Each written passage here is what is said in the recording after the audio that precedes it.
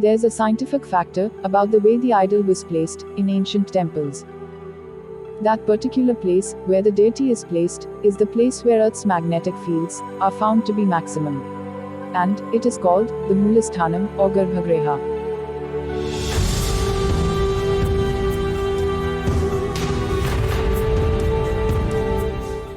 There are hundreds of mesmerizing Hindu temples in the country, but only a few ancients are mentioned in the Vedic literature.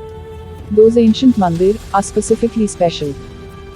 These temples are found deliberately at a place where the positive energy is available abundantly from the magnetic and electric wave conveyances of the North and South Pole push. Particularly from the equator up to 33 degrees latitude, this is very intense.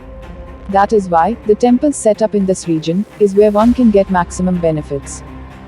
According to ancient technology, the structure of the temple is built after the idol is placed in a high positive wave centric place.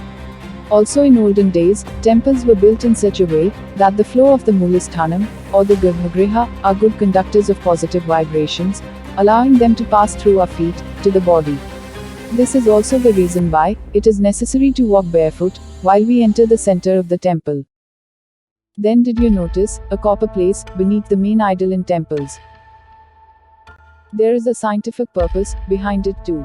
It is believed that these copper plates absorb the magnetic forces and radiates it to the surroundings. Anyone who visits the temple would receive the beamed magnetic forces. But it is a very slow process, and only a regular visitor would eventually start feeling the positive vibes. Also, it is advised not to just visit the temples and go, but to sit there for a certain amount of time.